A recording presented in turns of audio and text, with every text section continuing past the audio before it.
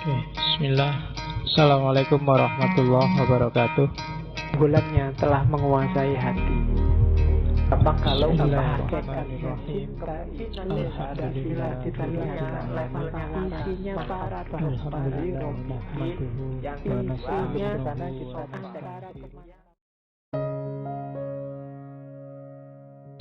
Oke, kalau ini dari Mizanul Amal. Jadi katanya Ghazali, yo pingin bahagia itu simple. Kita sudah punya semua fasilitasnya. Allah sudah ngasih kita. Apa yang dikasih? Kenikmatan duniawi dan kenikmatan ukhrawi. Semuanya nikmat. Yang pertama, ini ranking 1, 2, 3, 4, 5 itu ranking. Ranking paling atas itu nikmat ukhrawiyah, nikmat besok di akhirat. Sukar dijelaskan, percayalah saja.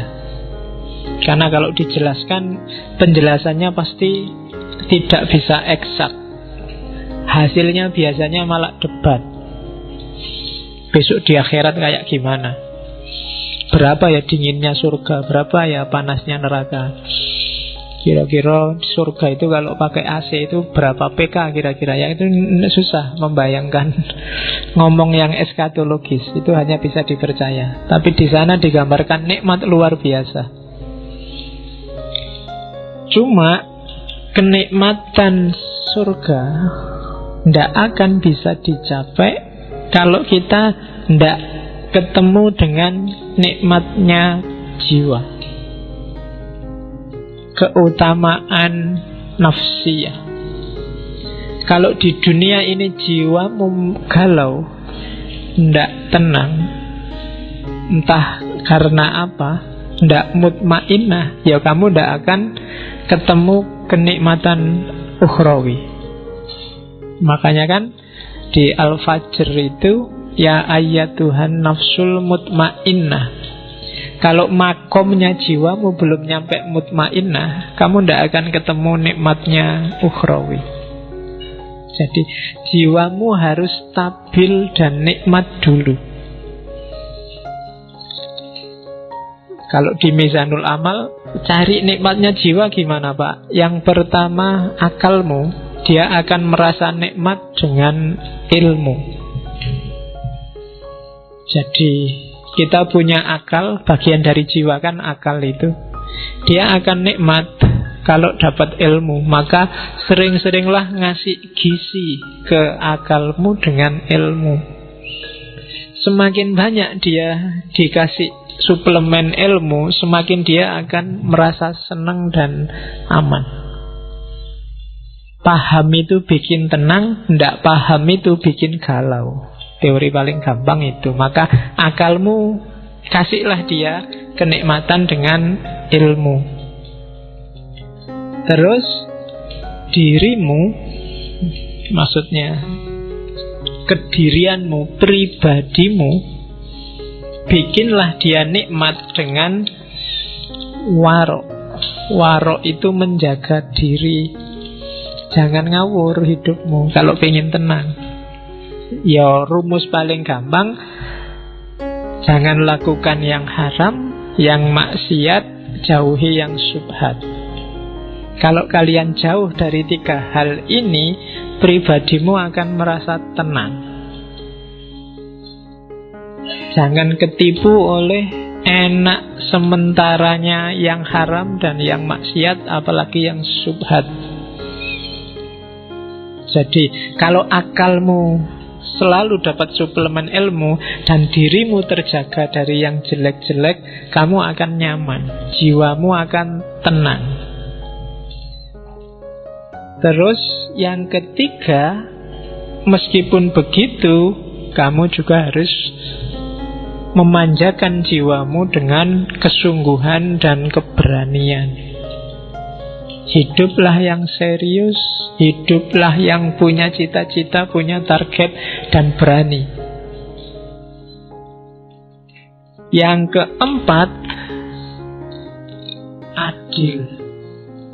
Adil itu hiduplah secara proporsional, baik di level fisik maupun di level rohani. Jadi proporsional itu ya yang harusnya 10 dikasih 10, yang harusnya 1 dikasih 1. Fisik itu adil, kalau sehari butuh makan 3 kali ya dikasih 3 kali. Itu adil. Rohani itu adil, ya sesuai dengan kebutuhanmu. Misalnya sudah waktunya nikah, ya nikah aja. Sudah jatuh cinta waktunya pacaran, ya jatuh cinta aja, tidak apa-apa. Nggak usah dibendung-bendung, saya anti pacaran Pak, nggak mau jatuh cinta Pak. Kalau jatuh cinta ya jatuh cinta aja, kenapa enggak? Wong itu fitrah. Yang nggak boleh kan melampiaskannya kayak gimana. Tapi yang fitrahmu untuk suka pada lawan jenis, bukan yang sesama jenis loh ya, itu penuhilah, tidak apa-apa.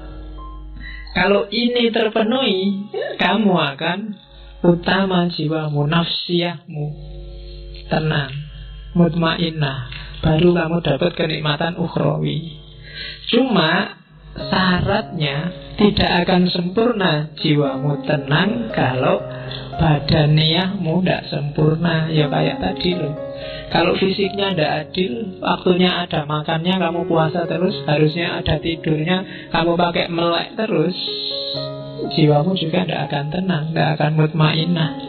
Harusnya kamu kawin malah bisa 4 kok malah tidak kawin-kawin, itu tidak mutmainnah. Harus dibikin tenang. Karena nafsu itu kalau tidak kamu tenangkan, lama-lama dia akan meledak. Karena dia nuntut terus disuruh bungkem, nuntut terus disuruh bungkem. Pada saatnya dia akan menyusahkanmu. Sama kan kadang-kadang santri itu waktu di pondok tidak boleh lihat TV, tidak boleh baca koran, tidak boleh bawa HP, tidak boleh itu. Begitu keluar dari pondok kuliah, dia yang pertama nyari pacar. Karena kemarin nggak boleh apa-apa, sekarang kumat. Ya, jadi ndak, badaniyahnya beres dulu. Kalau badaniyahnya nggak beres, jiwamu ndak akan beres.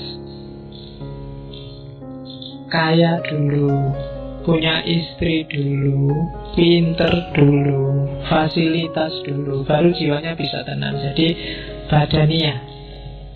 Kalau rumusannya Ghazali, paling gampang untuk ngecek apakah badaniyahmu sudah nikmat, sudah bahagia, yaitu yang pertama sehat, yang kedua kuat. Sehat itu kan berarti fit. Apa ada sehat yang tidak kuat? Ya banyak. Saya sehat Pak, cuma tidak terlalu kuat. Olahraga biar kuat, ya kan? Tidak cukup sehat tapi juga harus kuat. Yang ketiga elok. Elok itu cakep. Jangan khawatir, setiap orang cakep sesuai perspektifnya masing-masing. Tidak apa-apa, ya. Semua orang cakep, jangan khawatir. Bahagialah. Kalau enggak, kamu tidak akan bahagia jiwamu. Kalau kamu tiap hari aku kok jelek, itu tidak akan bahagia hidupmu. Anggap aja cakep, wis tau, sok khawatir. Payu. Ya. Itu kan kamu mikir, jangan-jangan ada yang gelisah, Pak, apa ada yang mau visit sama saya, Pak? Pasti ada. Asal standarmu jangan tinggi-tinggi. Ya. Jadi sehat, kuat, cakep, dan yang terakhir, yakinlah bahwa kamu panjang umur. Tenang mesti kamu. Sehat. Ketika kamu sehat kan kamu ceria, sayang. Kuat juga gandengannya sehat. Mau apa-apa sanggup, itu kan kuat. Jalan kemana, ayo. Cakep. Jadi kamu merasa pokoknya tidak ada celahnya diriku ini, Allah ngasih aku lengkap, alhamdulillah. Dan panjang umur. Orang yang merasa punya kualifikasi 4 ini secara badannya, maka dia sebenarnya sedang bahagia secara fisik. Cuma selanjutnya, untuk nikmat badaniyah kita butuh kenikmatan eksternal dari dunia di luar diri kita. Kita butuh punya harta, itu kan di luar. Kita butuh punya keluarga, itu di luar. Kita butuh dihormati orang, itu juga dari luar. Jadi kita butuh kenikmatan dari yang di luar diri. Dari kenikmatan di luar diri itulah diri kita akan merasa nikmat secara fisik. Dari nikmat secara fisik itu kita akan nikmat secara rohani, secara jiwa. Dari kenikmatan rohani itu pada akhirnya secara ukhrawi nanti kita juga akan nikmat. Cuma kenikmatan dari luar itu butuh pelengkap luar yang sangat luar. Apa bahasanya? Yaitu apa? Kenikmatan taufikiyah. Kenikmatan yang menunjukkan kalian merasa bahwa Allah itu sayang padamu dan ngasih banyak padamu. Sebagus apapun kehidupanmu hari ini, kalau kamu merasa dicueki Allah, atau apalagi Allah benar-benar cuek padamu, kamu gak akan dapat merasakan kenikmatan apapun. Kamu melakukan korupsi,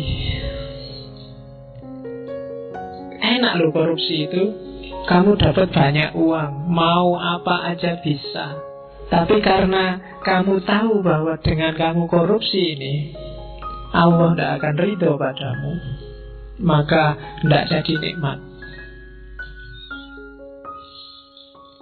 Kamu nyontek ujian, enak kan? Nyontek itu nggak perlu capek-capek belajar, bisa langsung jawab. Dan benar lagi, dan bagus lagi. Dosennya sampai heran, ini kuliah tidak pernah masuk, makalah tidak jelas, disuruh ngomong-ngomong apa juga temennya nggak paham, tapi jawabannya sip, akhirnya dikasih A. Tapi karena kamu ngerti itu nyontek, kamu itu bukan sumber kebahagiaan. Kenapa? Karena kamu ngerti bahwa sebenarnya Allah tidak ridho dengan nyontekmu. Maka dasar dari semua kenikmatan tadi adalah keutamaan taufiki. Dapat hidayah, dapat inayah, dapat petunjuk, rusd, dan seterusnya. Jadi pertama-tama yakinlah bahwa Allah ridho padamu. Setelah itu carilah bekal yang kamu butuhkan untuk nikmat, untuk bahagia. Nyari harta, nyari kehormatan, nyari status, cari tidak apa-apa, itu sumber kehormatan. Kalau itu sudah dapat, maka kamu akan dapat kenikmatan duniawi, kenikmatan badaniyah. Dengan bekal kenikmatan badaniyah ini, jiwamu juga akan nikmat, bahagia, akan tenang. Ketika jiwamu bahagia, insya Allah besok akhiratmu bahagia. Bandingkan dengan orang yang sejak awal sudah tidak dapat ridhonya Allah, maka kenikmatan eksternal tadi akan jadi sumber bencana. Kenikmatan badaniyahnya akan disetir oleh nafsunya, maka jiwanya nggak akan jadi tenang, dan di akhirat juga otomatis kacau. Jadi rumus pertama bahagia adalah pastikan bahwa menurutmu yang kamu lakukan itu diridhoi oleh Allah. Oke, setelah itu baru mikir nyari uang di mana, nyari kerja di mana, nyari istri di mana.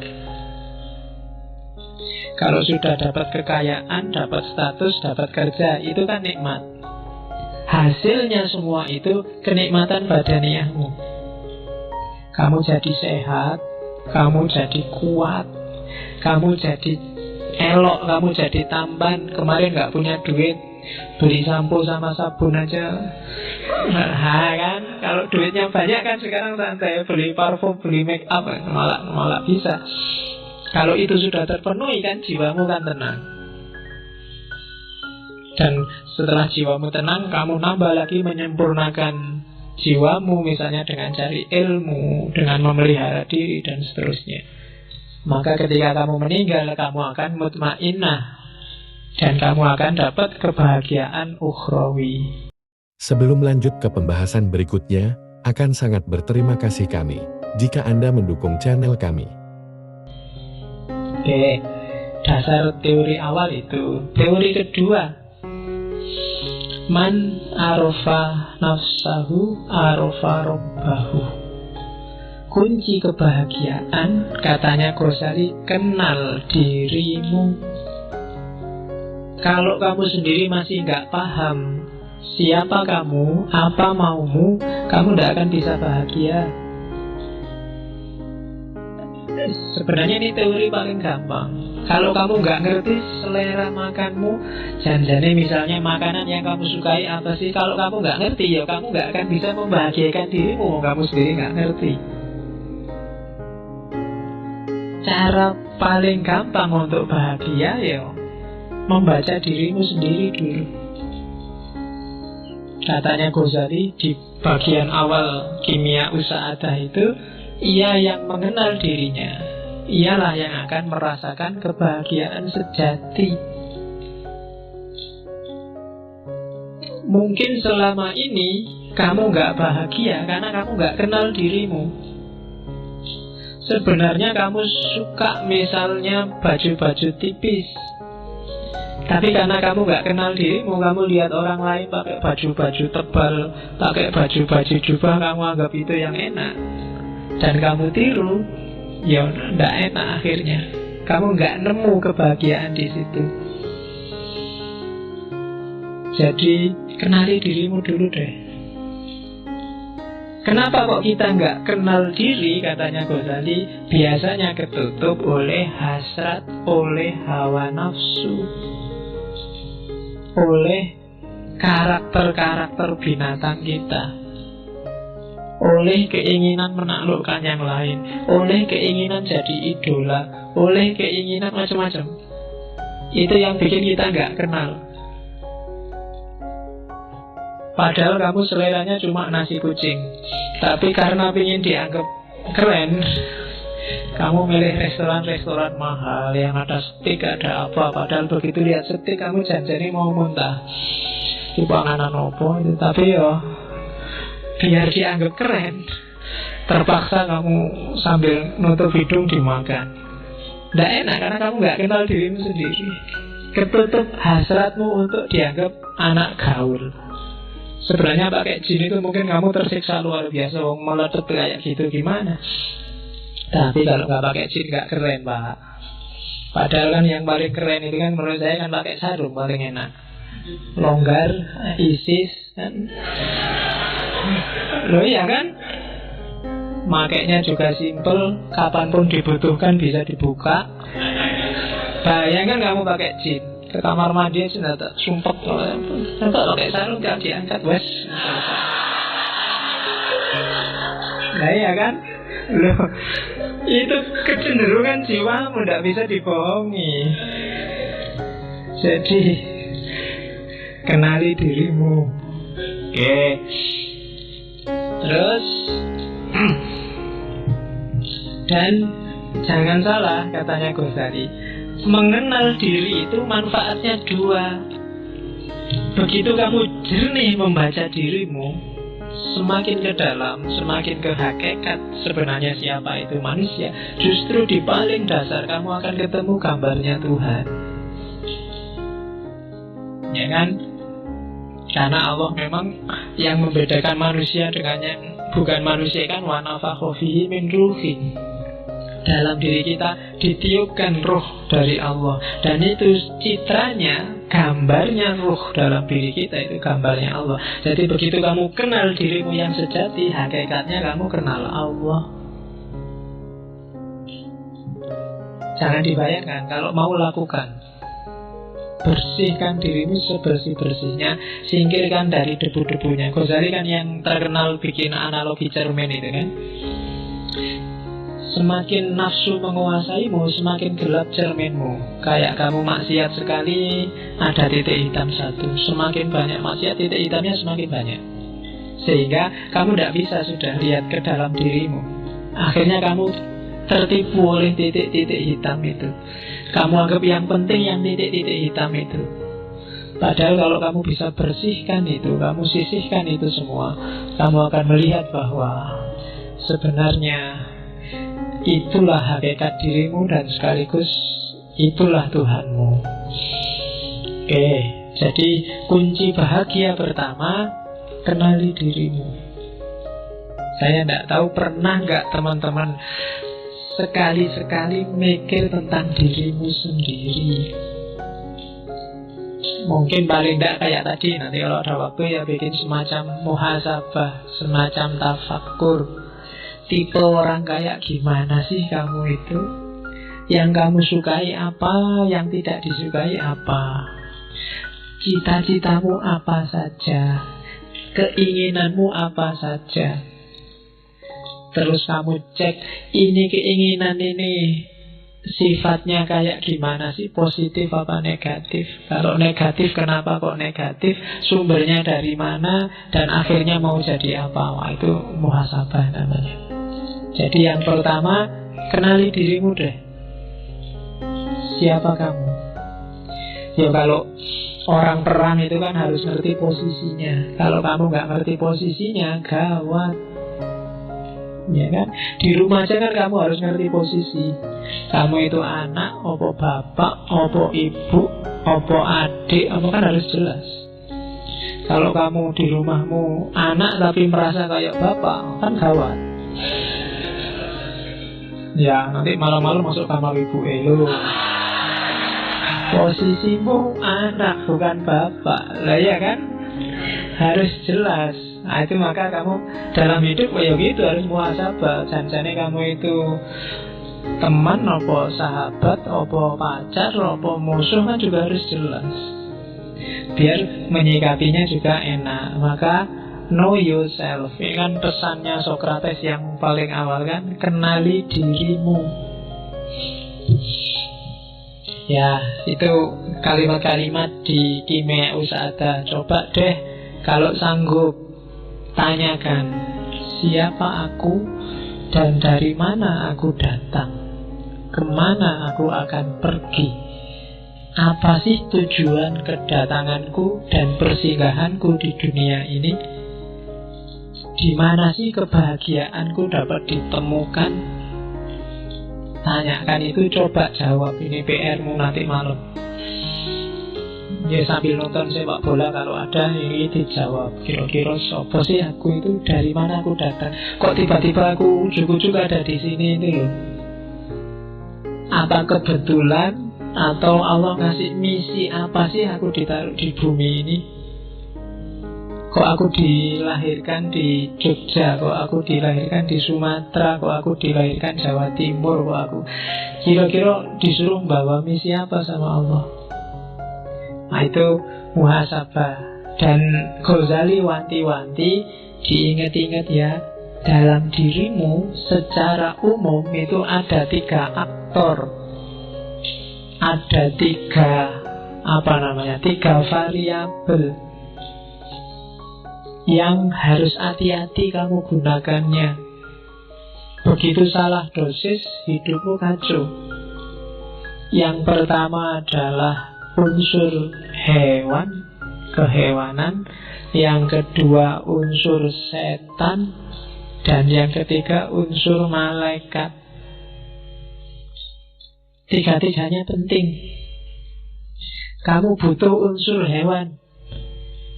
Kalau kamu nggak punya unsur hewan, gawat. Kamu nggak punya ambisi, nggak punya cita-cita, kamu akan jadi orang yang pasif, nggak kreatif. Mungkin kamu bisa nggak punya anak kalau nggak punya unsur kehewanan. Karena, wah saya nafsu kayak gitu, nggak lah pak, malah gawat. Harus punya yang itu. Cuma dosisnya dan caranya diatur. Jangan sembarangan. Nah, kalau sembarangan jadi hewan beneran. Jadi bukan lagi manusia yang punya unsur kehewanan, tapi hewan yang punya unsur kemanusiaan. Walik. Jadi harus ada. Setan juga begitu. Belajarlah dari setan apa? Kecerdikannya. Setan itu pinter, cerdik. Gak gampang loh bisa bohongi orang, ngerayu orang, diplomasi. Itu perlu belajar dari setan. Ya kan? Loh, kalau nggak cerdas luar biasa, nggak bisa jadi setan. Kamu bisa mengerayu orang, orangnya punya akal. Manusia kan dikasih bekal akal, dan itu setan ditantang untuk menaklukkan, dan sering sukses. Ya kan? Loh, setan itu kan sering sukses. Kadang-kadang setannya belum ngapa-ngapain itu sudah sukses. Setan itu ya geleng-geleng kepala, dan menungso belum diapa-apain wis manut. Oke. Dan malaikat, jangan salah, dalam dirimu ada malaikat. Potensi untuk pasrah, tunduk total 100% pada Allah tanpa bantah.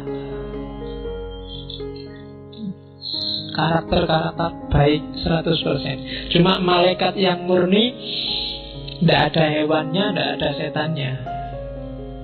Ya. Jadi tidak manusiawi.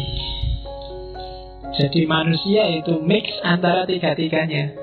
Jadi bukan tiga-tiganya dibuang atau dipilih yang mana, tapi kontrollah tiga-tiganya sesuai dengan dosisnya masing-masing.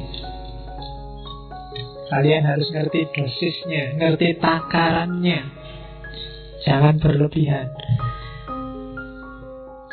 Katanya Ghazali, untuk bisa ngerti takarannya, yang ngontrol harus akal. Kenapa harus akal? Gambarannya kayak kota, katanya Ghazali. Jadi jiwa kita itu adalah kota besar. Rajanya beda sama Farabi kemarin. Rajanya bukan akal, tapi hati. Kolab. Jadi katanya Ghazali, akal itu bukan rajanya. Akal itu tunduk pada kolab. Suka dan tidak suka, kecenderungan batinmu. Jadi Ghazali melihat manusia itu disetir oleh kecenderungannya. Akal, dalil, argumen, pikiran itu datang belakangan mendukung kecenderungan hatinya. Maka bereskan dulu hatimu, karena hati itu rajanya. Bukan kayak di Farabi kemarin, akal rajanya. Jadi kamu itu ikut partai apa dulu, baru kamu cari dalil kenapa partaimu itu bagus.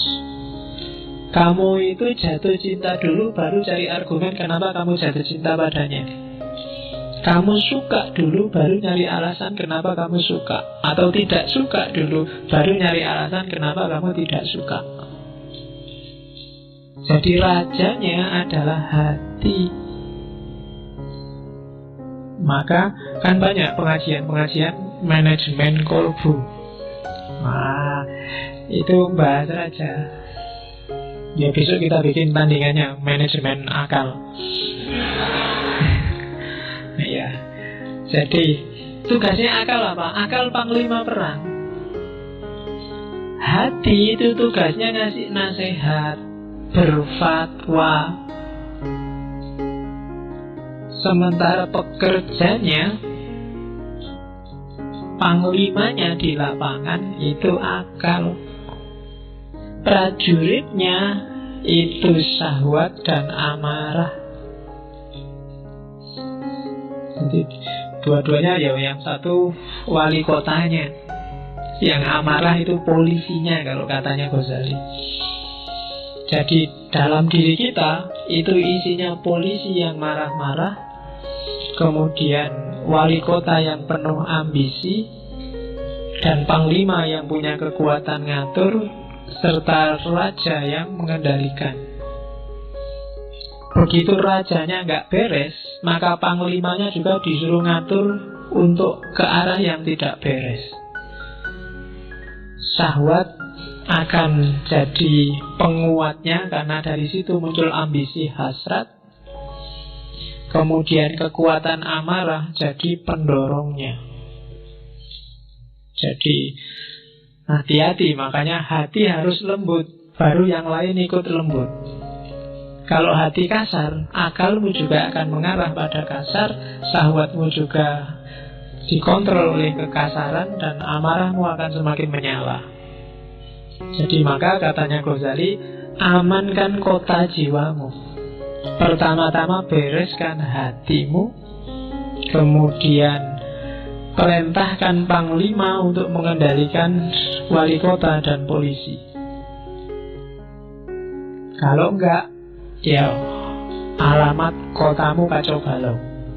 Jangan sampai nanti nafsunya memberontak mengalahkan hati, dan akhirnya nafsunya yang jadi raja. Juga jangan sampai polisinya, amarahnya yang jadi raja. Dan jangan sampai juga akalnya yang jadi raja. Yang harus jadi raja hatinya. Cuplikan audio di video yang akan datang. Dan kalau yang bikin kita bahagia hanya urusan kita menyembah pada Allah, ibadah, tidak membangkang sama sekali, maka kita ada di level malaikat. Bagus tapi tidak manusiawi. Jadi hati-hati, jangan jadi binatang ternak, jangan jadi binatang pemburu, jangan jadi setan, juga jangan jadi malaikat. Terima kasih telah menonton hingga selesai. Jangan lupa like, komen, dan subscribe. Terima kasih. Semoga Anda sehat selalu.